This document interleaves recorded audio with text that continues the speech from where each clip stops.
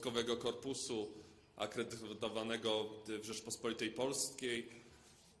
Bardzo serdecznie witam w Wojskowej Akademii Technicznej wspólnie z panem rektorem. Jesteśmy dumni z tego, że wspólnie z naszą kadrą dowódczą, ale również tymi, którzy są przyszłością Wojska Polskiego, studentami uczącymi się na Wojskowej Akademii Technicznej, którzy są adeptami również sztuki wojennej w różnym zakresie, możemy uczestniczyć w corocznym spotkaniu z attaché różnych państw, którzy są akredytowani w Polsce. To jest bardzo ważne dla mnie wydarzenie związane z przedstawieniem też strategii państwa polskiego, budowy bezpieczeństwa, budowy odporności, budowy naszej relacji międzynarodowej. O tym będę chciał powiedzieć, o naszej strategii na rok 2026, który, jak ostatnie lata pokazują, jest rokiem wymagającym odwagi, determinacji, sprawności, dobrych kierunków i dobrych przyjaciół. Wiem, że na tej sali są zgromadzeni przedstawiciele Wojskowego Korpusu Dyplomatycznego akredytowanego w Polsce, mającego te relacje na poziomie dyplomatycznym. Dziękuję wszystkim Państwu za tą służbę na rzecz Waszych państw, ale we współpracy z Polską, we współpracy z naszą kochaną ojczyzną, naszymi siłami zbrojnymi. Dziękuję, bo na różnym poziomie ona oczywiście się odbywa. Mamy państwa, z którymi jesteśmy w Sojuszu Północnoatlantyckim, w Unii Europejskiej, ale mamy wszystkich tych, z którymi mamy zawiązane relacje dyplomatyczne, więc bardzo wszystkich Was witam i cieszę się z Waszej obecności. Jakie są najważniejsze działania, jakie są nasze najważniejsze cele, jakie stawiamy sobie przed dyplomacją militarną, przed strategią na rok 2026? To jest budowanie silnej, bezpiecznej Polski w przyjaznym otoczeniu, szukanie przyjaciół, a nie wskazywanie wrogów, ochrona przed tymi, którzy nam zagrażają, przed tymi, którzy prowokują, którzy wywołali wojnę hybrydową, którzy sieją niepokój nie tylko wobec nas, ale szczególnie wobec naszego wschodniego sąsiada, wobec Ukrainy. Mówię o Federacji Rosyjskiej, która jest według strategii największym zagrożeniem dla bezpieczeństwa Europy, pokoju i spokoju. My jesteśmy państwem, które miłuje pokój. My jesteśmy państwem, które chce pokoju. Pokój potrzebuje siły, żeby się obronić. Jest piękną wartością, ale sama w sobie nie daje takiej możliwości, żeby się bronić sama z siebie. Z tym pięknym słowem, piękną strategią nie obronimy, jeżeli nie będziemy mieli wystarczającej siły. Dlatego budżet, który przyjęliśmy w tym roku na zbrojenia, to jest ponad 200 miliardów złotych, jest jednym z największych budżetów już w nominalnych wartościach spośród państw NATO i osiąga blisko 5%. Czyli to, co przyjęte w Hadze na ostatnim szczycie NATO, w Polsce jest realizowane w praktyce w 2026 roku, a nie jak zobowiązują nas sojusznicze relacje w 2035 roku.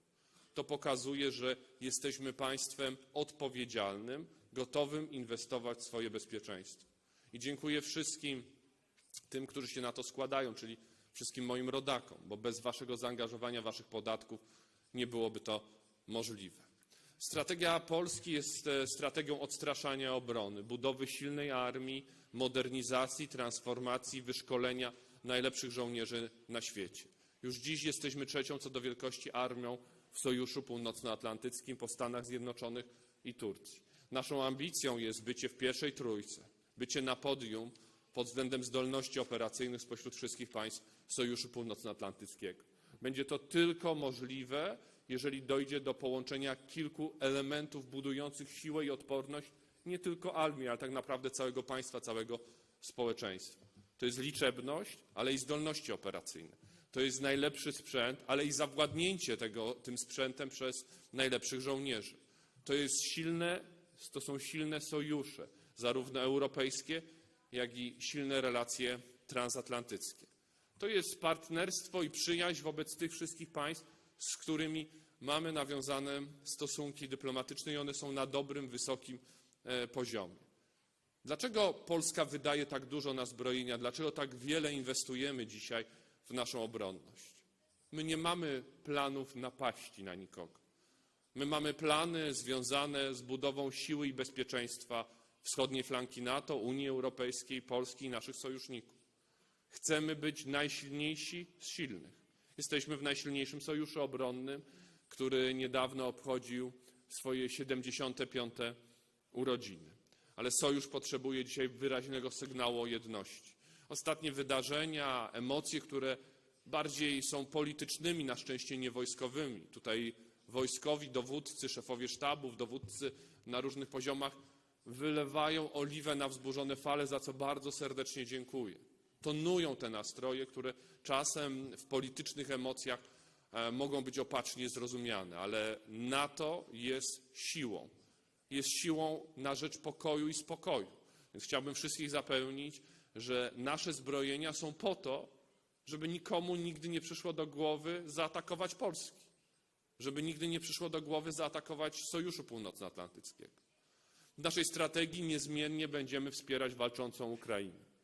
To jest dla nas niezwykle ważne, że państwo, które broni swojej niepodległości, broni swoich obywateli, od 4 lat stawia heroiczny opór.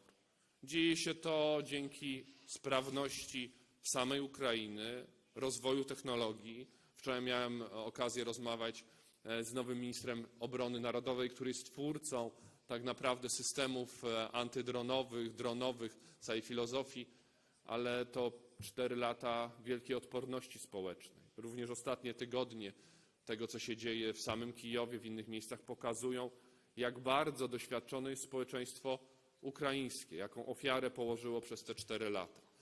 Polska będzie wspierać Ukrainę i w interesie bezpieczeństwa Europy leży pokój, ale sprawiedliwy pokój, nieupokarzający dla Ukrainy.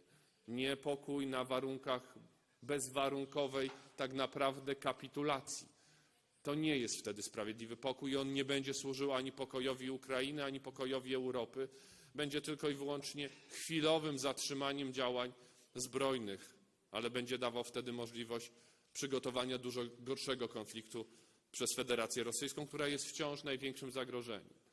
Naruszanie polskiej przestrzeni powietrznej, ataki dezinformacji, które mają miejsce każdego dnia, akty sabotażu i dywersji, to, co się dzieje na Bałtyku, naruszanie infrastruktury krytycznej, przecięte kable idące po dnie Bałtyku, czy zagrożenia, jakie flota złomu, flota cieni sieje dla społeczności międzynarodowej, nie tylko w ujęciu militarnym, ale w ujęciu cywilizacyjnym, zaostrzyły się w minionym roku. Tych incydentów mieliśmy więcej niż kiedykolwiek. Dowódca, pan generał Maciej Klisz, dowódca operacyjny, musiał podjąć decyzję o zestrzeleniu obcych statków powietrznych nad terytorium NATO. Pierwszy raz w historii Sojuszu nad natowskim niebem zestrzelono rosyjskie drony. To była decyzja ważna, pokazująca siłę i sprawność Sojuszu, odwagę nas i naszych sojuszników, za co bardzo serdecznie dziękuję. Będziemy budować siłę naszych sojuszy w kolejnych latach, w 2026 roku. Rolą Polski jest wzmacnianie linii transatlantyckich. Nie ma NATO bez Stanów Zjednoczonych. Nie ma siły i potęgi Stanów Zjednoczonych bez ich uczestnictwa w Sojuszu Północnoatlantyckim. To są naczynia połączone. NATO wyrosło z relacji transatlantyckich i na takich musi się opierać. Dobrze rozumiemy potrzebę zaangażowania w różnych regionach świata. Odczytujemy strategię obronną i strategię bezpieczeństwa Stanów Zjednoczonych. Ale nic nie może stanąć na przeszkodzie temu, żeby Europa była coraz silniejsza, a wtedy będzie jeszcze bardziej wiarygodnym, oddanym i ważnym, najważniejszym partnerem dla Stanów Zjednoczonych. Nasza linia transatlantyckiego porozumienia jest egzystencjalnie ważna dla Polski, dla Europy i dla Stanów Zjednoczonych. Jestem o tym święcie przekonany, że szczególnie w gronach dowódców, również weteranów, wspólnych walk w Afganistanie, w Iraku, we wszystkich tych miejscach, gdzie my jako sojusznicy stawaliśmy ramię w ramię z naszymi przyjaciółmi ze Stanów Zjednoczonych, Francji, Wielkiej Brytanii, innych państw NATO. że wszędzie tam, gdzie dzisiaj w polskich kontyngentach wojskowych, w misjach Organizacji Narodów Zjednoczonych, misjach NATO, misjach Unii Europejskiej, wspólnie bronimy nie tylko wartości, ale tak naprawdę życia obywateli tych terenów, na których się znajdujemy, i bezpieczeństwa, i pokoju w tych regionach świata, łącznie z Bliskim Wschodem i z terenami, w którymi są takimi jak Bośnia i Hercegowina, Kosowo, ale dbamy o bezpieczeństwo basenu Morza Śródziemnego, stacjonując w Turcji, czy budując siłę wschodniej flanki NATO na Łotwie i w Rumunii. Wszędzie tam jesteśmy zawsze traktowani bardzo dobrze i poważnie. Takiego szacunku oczekujemy wobec naszych weteranów.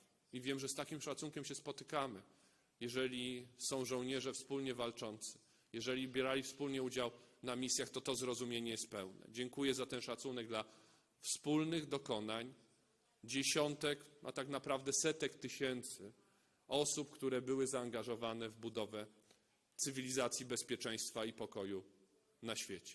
Więc ta linia transatlantycka, Polska jako transatlantyk, jest niezwykle ważna w emocjach politycznych, które każdego dnia obserwujemy. Żeby być dobrym partnerem dla Stanów Zjednoczonych, Europa musi robić więcej. Ostatni rok udowodnił, że jesteśmy w stanie. Podczas polskiej prezydencji przyjęliśmy pierwszy raz w historii Unii Europejskiej budżet na bezpieczeństwo. 150 miliardów euro z programu SAFE to realne wsparcie dla armii narodowych i Sojuszu Północnoatlantyckiego. W żaden sposób nie można mówić o konkurencji pomiędzy Unią a NATO. Polska będzie stała na straży spoistości Sojuszu Transatlantyckiego, budowy siły armii narodowych działających w NATO, a Unii Europejskiej jako przestrzeni rozwoju i współpracy, szczególnie o charakterze gospodarczym, ale również przemysłu zbrojeniowego i budowy potencjałów armii narodowych. Unia Europejska daje kapitał, który zagospodarowuje NATO. Unia Europejska nie jest konkurencją dla Sojuszu, jest jego uzupełnieniem w dziedzinie zdolności produkcji, niezależności produkcji zbrojeniowej. W moim poczuciu Europa musi być bardziej niezależna w łańcuchy dostaw, w możliwość wytwarzania sprzętu, szczególnie zbrojeniowego, dlatego program SAFE i Polska jako największy beneficjent. A 2 dni temu mamy już pozytywną decyzję Komisji Europejskiej o przyznaniu Polsce prawie 44 miliardów euro. Gdy składałem wniosek w lipcu, wielu nawet nie wyobrażało sobie, że można na taką sumę postawić wniosek. Jeszcze więcej osób nie wierzyło w żaden sposób, że taki cel zostanie osiągnięty. Później, gdy wspólnie z panią minister Sobkowiak pracowaliśmy już nad szczegółami wniosku z całym zespołem, z Agencją Uzbrojenia, to już prawie nikt nie wierzył, że w ciągu miesiąca uda się to zrealizować. Dzisiaj wszyscy możemy ogłosić sukces, ale do pełnego wykorzystania tych środków jeszcze daleka droga. Teraz czas realizacji kontraktów indywidualnych, jak również tych kontraktów, które będziemy wspólnie realizować z naszymi sojusznikami. Tak więc Unia się obudziła. Obudziły się również inne państwa, z którymi jesteśmy w sojuszu. 2% to stanowczo za mało. Nie byliśmy w stanie jako cały sojusz spełniać tego wymogu wydatków na zbrojenia przez 10 lat. Niektórym państwom długo to zajęło, ale już wszystkie ten poziom osiągnęły.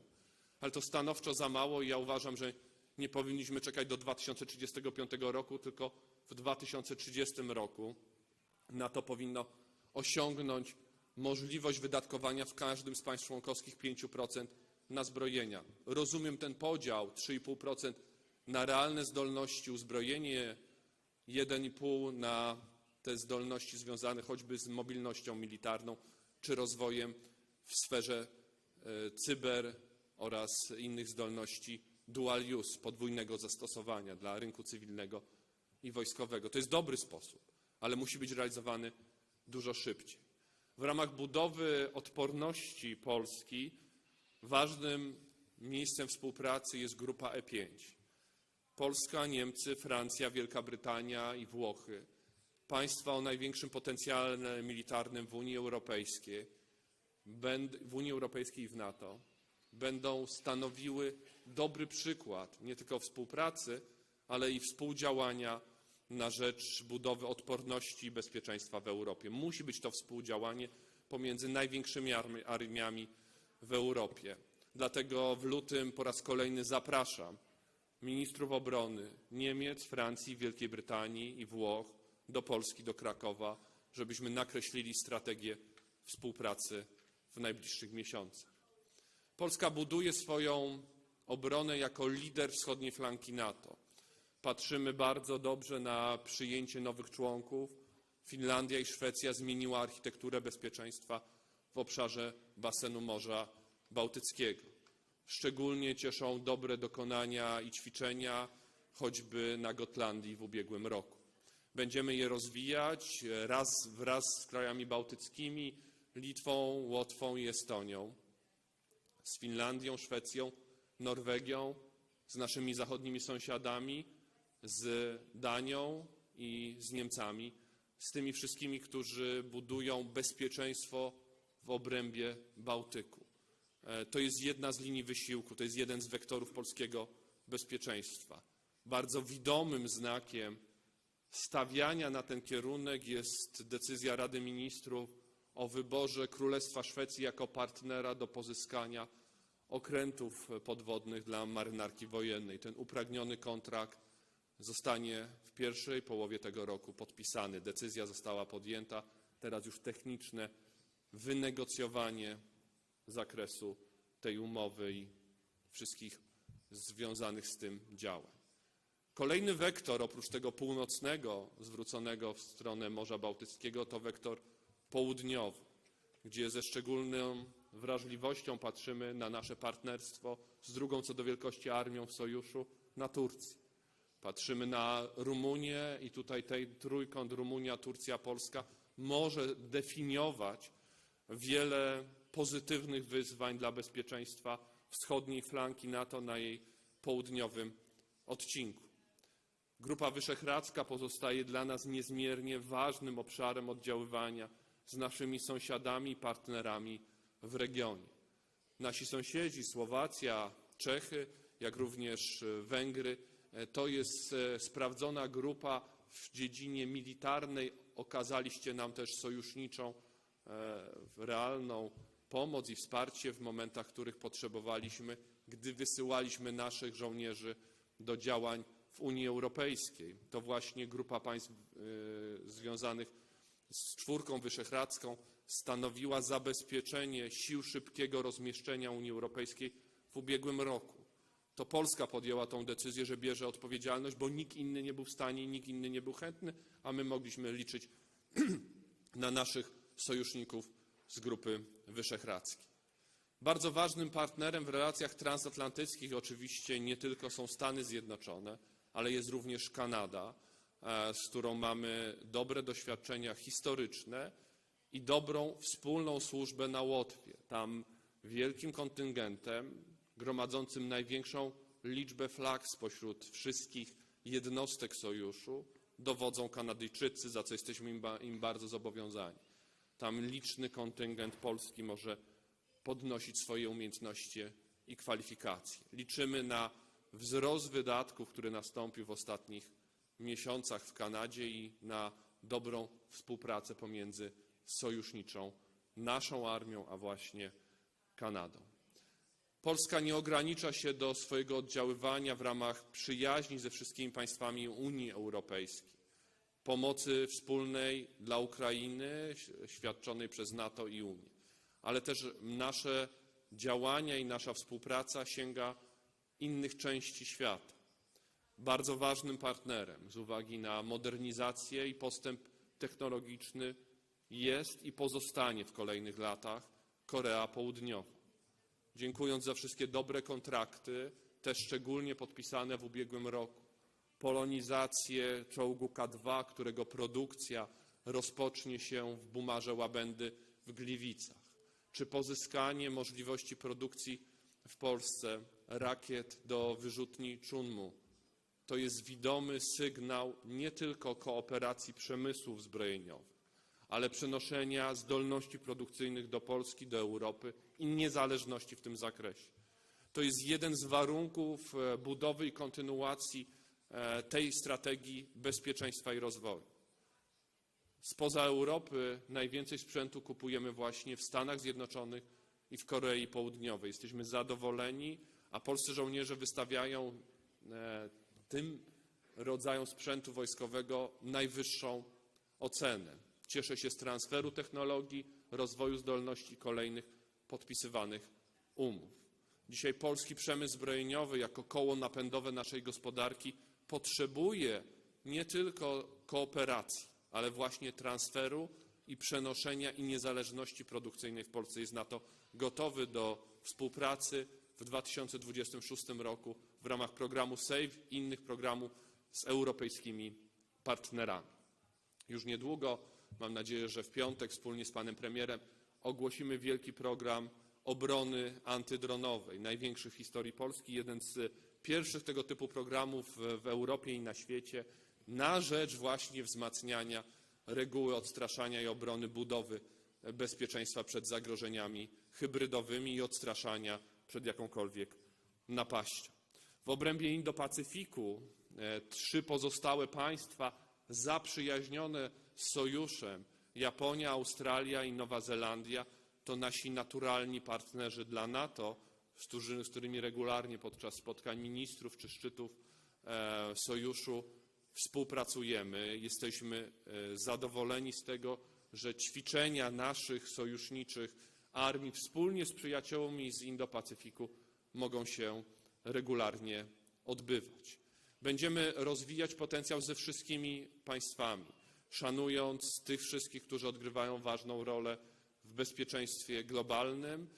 Tutaj Chiny, z którymi mamy relacje na najwyższym poziomie dyplomatycznym podniesionym w ostatnich latach, są bardzo uważnie i bardzo ważnie przez nas oczywiście z wielką powagą traktowane.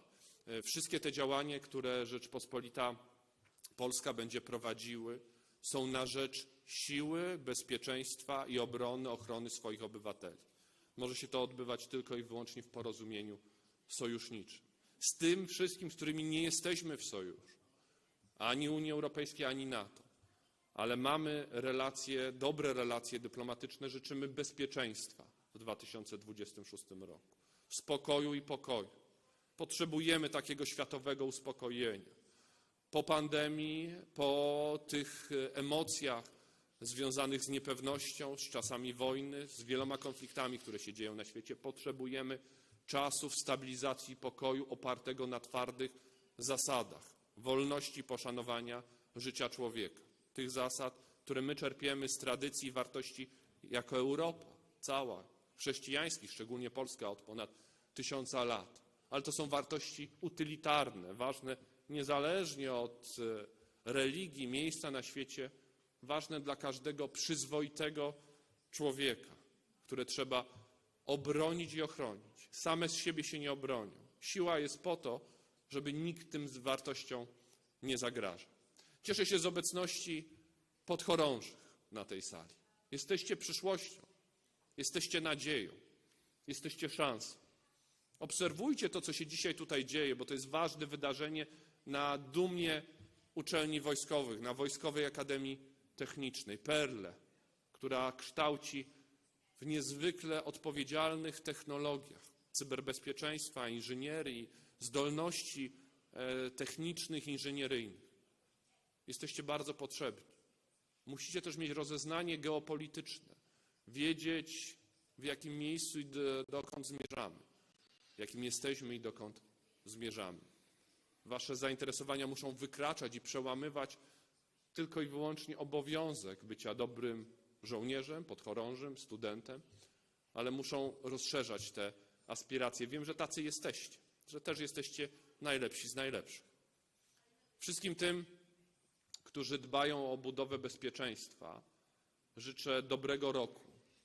Wierzę w to, że siła naszych relacji i sojuszy będzie większa niż jakiekolwiek zło i neoimperialne zakusy.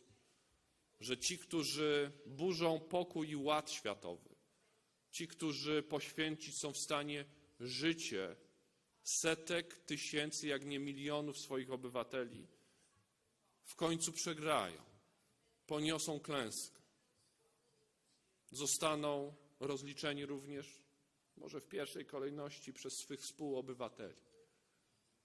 My zawsze będziemy stać na straży budowy siły, bezpieczeństwa i pokoju. Wszystkim przedstawicielom wojskowym akredytowanym w Polsce dziękuję za ich misję, za relacje. Życzę dobrego i bezpiecznego roku. Dziękuję bardzo. Bardzo dziękuję.